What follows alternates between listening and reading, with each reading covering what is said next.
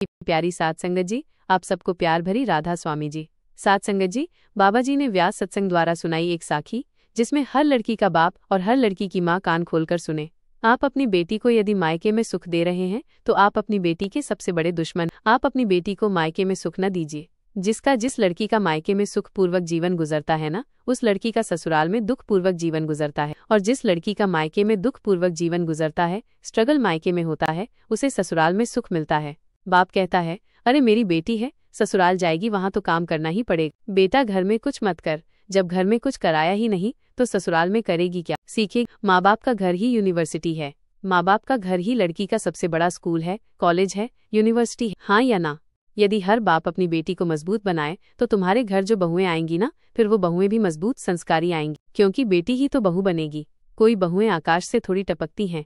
आजकल के माँ बाप ना सबसे बड़े दुश्मन बन गए हैं बच्चों के, जरूरत से ज्यादा। मेरी बेटी तू काम मत कर, तू झूला झूल, प्यार करेंगे तेरे से, मेरी गुड़िया है, मेरे प्यारी बेटी कुछ काम ना कर, कपड़े मत धो, रोटी मत बना, जल जाएगी।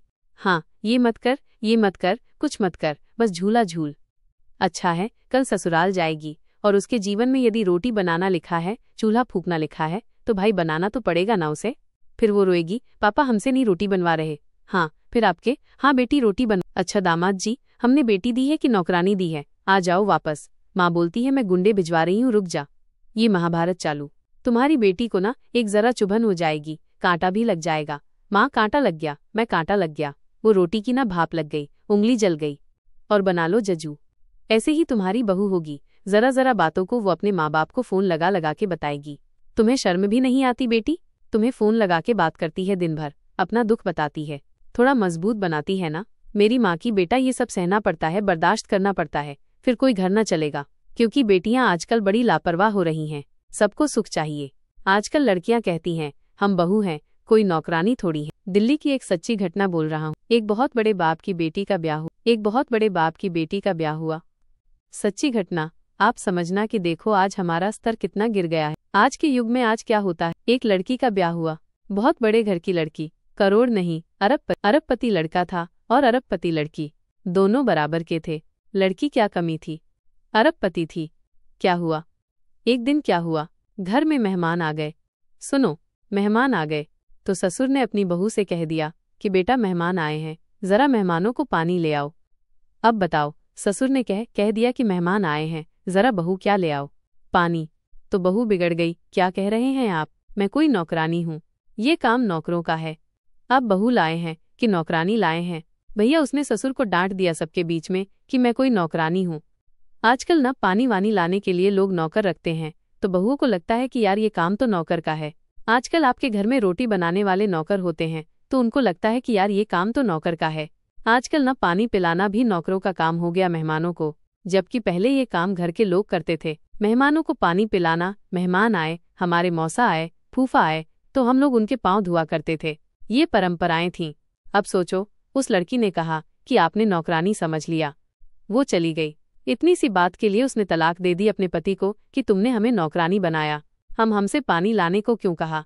सोचो जरा, अब ये भी कोई बात थी तलाक लेने की, पर यह भी मुद्दा है। तुम काम ना करोगी ना तो बीमार भी पड़ जाओगी, चला लो फिर गृहस्थी, कैसे चलेगी। इसलिए आप अपनी बेटियों को क्या दे रहे हैं, बहुत सुख दे रहे हैं। रोगे तुम तो मर जाओगे टाइम से, लेकिन बेटियां तुम्हारे मरने के बाद घुट घुट के मरेंगी, क्योंकि सीखा नहीं ना कुछ करना, सहना नहीं सीखा। माता सीता के जीवन में संकट आया, पति ने घर से निकाल दिया समाज के कहने से। वो सीता मैया कुल्हाड़ी लेकर जंगल की लकड़ियां काटती रहीं। लवकुश को एक साधु की कुटिया में जन्म दिया। चाहती तो जनकपुर चली जाती, चाहती सीता मैया तो जनकपुर जा सकती थी ना अपने पिता के घर, कि मैं जंगल में क्यों रहूं, मैं अपने पिता के घर रहूंगी। आपके पति घर से निकालते, सीता वाली परिस्थिति आपकी होती तो आप जंगल जाती कभी। जब आपके पिता जनक जैसे संपन्न होते, तो ये तो संस्कारों की बात है। लड़की वो अच्छी नहीं जो पिता का नाम रोशन करे, पिता का तो हो ही जाएगा। लड़की वो अच्छी है जो पति का और ससुराल पक्ष का नाम रोशन करे। जब वो पक्ष का नाम रोशन होगा तो अपने आप पिता पक्ष का नाम रोशन हो जाएगा। हाँ या ना? इसलिए आजकल ना अच्छी ब्रांडेड बहुएं मिलना कम हो गई, सब चाइना मॉडल मिल रही हैं। अब ब्रांडेड बहुएं नहीं मिलती, ज्यादा मिलती हैं। क्यों साध संगत जी? चाइना मॉडल कब बिगड़ जाए भरोसा नहीं, बिगड़ जाए सुधरती भी नहीं है फिर। सब चाइना मॉडल हैं। हाँ या ना? तो आप अपनी बेटी को ना थोड़ा ब्रांडेड बनाना संस्कार देकर, ठीक से जितना स्ट्रगल कर लेगी ना बेटी मायके में, उतना उसका जीवन सुख में बीतेगा। लड़कियों को ना कुछ पता नहीं होता। आजकल तो लड़कियों को 16-17 साल में प्यार हो रहा है। इन्हें नहीं पता, इनको ये तक नहीं पता कि हमारे लिए क्या सही है और हमारे लिए क्या। और बनी बड़ी पढ़ी लिखी हैं जी, मैं खुद अपना निर्णय ले सकती हूँ, आता जाता कुछ नहीं है। 2 कौड़ी के लड़के से प्यार कर लेती है। बोलो हाँ। अब वो एक लड़की थी तो मेरठ वाली, अपने अच्छे खासे पति को जो लाखों रुपया कमाता था, उसे छोड़कर एक टपोरी के प्यार में अपने पति को ड्रम में पैक कर दिया। फिर वो भी तो एक बेटी है। क्यों ऐसा हुआ? इसलिए लड़कों को भी संस्कार दो, लड़कों को भी तपाओ, ज्यादा सुख सुविधाएं लड़कों को ना दो। मेरा बेटा तू तो बस झूला झूल, नहीं, लड़कों को सवेरे 2 थप्पड़, शाम को 2, गलती करने पर सिर पर ना चढ़ाओ, वरना रोगे। तुम्हारी औलाद सिर पर नाचे, छानी पे नाचे, हम तो जो ठीक लगा समाज में वो कह रहे हैं। तुम बेटा इतना ही बच्चों को प्यार दो जितने में वो आपकी कदर कर सके और आपकी आज्ञा का पालन कर सके, ना कि आपको बूढ़े हो जाने के बाद घर से निकाल दे। इसलिए बच्चों को थोड़ा लिमिट का ही प्यार करना चाहिए और लड़कियों को तो थोड़ा मजबूत बनाना चाहिए, ताकि वो आगे जाकर अपनी घर गृहस्थी अच्छे से चला सके। और अगर हम अपनी बेटियों को अच्छे संस्कार और अच्छी परवरिश देंगे तो वो जरूर ही अपना घर चला सकती हैं। कुछ दिनों पहले डेरा व्यास में एक माताजी मेरे पास आई। अभी 4 दिन पहले 14 साल का लड़का था, 13 साल का, दोनों माँ बाप। गुरुजी ये बेटा हमारा इकलौता बेटा है, बड़ा दुलार लाड प्यार दिया। अभी हम दोनों को मारता है, मोबाइल नहीं देते तो मारता है, पढ़ने का कहते हैं तो मारता है। चाहे बेटा कितना प्यारा हो, सिर पर चढ़ाना ना चाहिए। गाना नहीं सुना, लड़कों को थोड़ा 2-4 थप्पड़ मारते रहो ताकि उनको अभ्यास रहे पिटने का। वरना कभी गलती करेंगे और तुम एक थप्पड़ मार दोगे ना, तो वो लड़के गलत कदम उठा लेंगे कि बाप ने मार दिया। थोड़ा डांटते रहो, मारते रहो, तो मार खाने का अभ्यास हो जाएगा। फिर बुरा ना लगेगा उसको लगेगा मेरा बाप है, चलो मारता है, कोई बात नहीं। मैं गलती करता हूँ तो मारता है। अच्छा, तुम कभी ना मारो बेटे को, और फिर एक बार मारो तो वो बड़ा बुरा लगेगा। पर बचपन से आप मारते आए हैं, थोड़ा गलती पर थोड़ा थोड़ा। जब बड़े हो जाएंगे तो फिर मार ही नहीं सकते आप, फिर वही पकड़ के तुम्हें 4 जमा देगा। ये लड़का हो चाहे लड़की, बच्चों को थोड़ा प्यार और थोड़ी मार भी चाहिए। इसलिए गलती बच्चे करे तो हंसो ना, 2-4 जमाओ। कुम्हार घड़ा बनाता है, घड़े को मारना पड़ता है, थापक देनी पड़ती है, थाप नहीं तो घड़ा नहीं बने। सुनार सोना से आभूषण बनाता है, बिना पिटे सोना आभूषण नहीं बनता, बिना पिटे तलवार नहीं बनती। तो बिना पिटे तुम्हारे बच्चे अच्छे इंसान कैसे बन जाएंगे? थोड़ा तो दंड पाले पंचवर्षण शास्त्र आज्ञा करता है। हम ये नहीं कहते कि मारते ही रहो, हम ये कहते हैं कि बच्चे गलती करें, थोड़ा दंड देना जरूरी है, थोड़ा सा, ताकि बच्चों को ये डर रहे कि यदि हम गलती करेंगे हमें मार पड़ेगी। भय होना बहुत जरूरी। क्यों, बात सही है कि गलत है? 3 दिन बीत गए। बोले, राम सको तब भय बिन होना प्रीत। राम जी समुद्र के आगे हाथ जोड़े खड़े रहे। समुद्र भैया रास्ता दे दो। काहे को रास्ता दे? तब राम जी ने निकाला धनुष बाण। अब देगा। थर थर कांपता हुआ समुद्र आ गया। ए भैया एक काम करो, हम समुद्र बोले, हम रास्ता दे रहे, क्या करोगे? देखो ऐसे ही होता है। प्यार से समझाते रहे। वो छाती पर चढ़ रहा था और धनुष बाण निकाले तो ठिकाने आ गया। कुछ लोग बातों से नहीं मानते, लातों से मानते हैं। पहले के बाप लोगों को पता चल जाए कि बेटे ने बीड़ी पी है तो 20 जूता मारता था चौराहे पर खड़ा करके।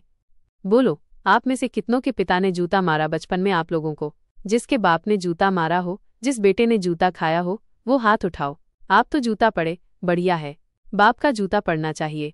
आजकल के बाप जूता नहीं मार रहे हैं, इसलिए तुम्हारा बेटा तुम्हें धोखा देकर लिव इन में रह रहा है।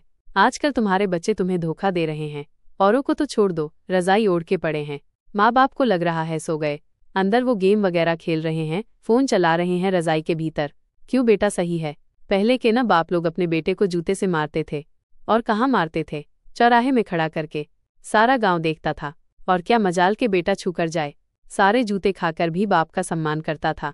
आजकल का बाप जरा डांट दे तो बेटा आंख दिखाने को तैयार है अपने बाप को।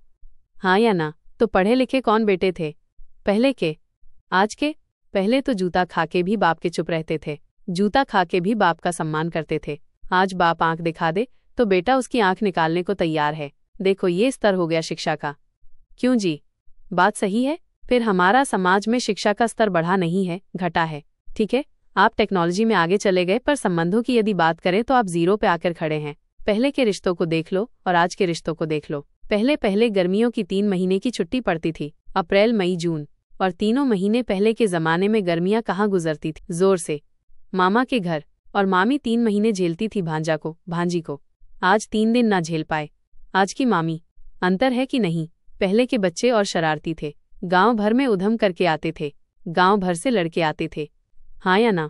पहले की मामी माँ की तरह भांजों का लालन पालन करती थी, माँ की तरह। पहले का मामा पिता की तरह व्यवहार करता था। आजकल तो देखो कौन 3 महीने गुजार रहा है, 3 हफ्ते भी कहाँ कोई गुजार पा रहा है। और आ भी जाए भांजे भांजी तो आज के जमाने में अब कम है कि जो बड़ा आदर सम्मान मिले ना, अब तो बोझ टाइप के लगने लग गए रिश्ते। सबकी बात नहीं कर रहे, पर 90% तो हो ही गया ना बदलाव। यह बात सही, इसलिए बच्चों को आप बड़ों की इज्जत करना सिखाएं, ना कि उनके आगे बोलना और झगड़ा करना। अगर आप अभी से ही बिगाड़ दोगे बच्चों को तो वो बड़े होकर सिर पर ही चढ़ेंगे, फिर वो किसी का नहीं सुनेंगे और माँ बाप की नाक तो कटवाएं गए ही। और हाँ, अगर आपको ये साखी अच्छी लगे तो कमेंट बॉक्स में राधा स्वामी लिख देना और हमारे चैनल को लाइक और सब्सक्राइब भी कर देना। राधा स्वामी जी।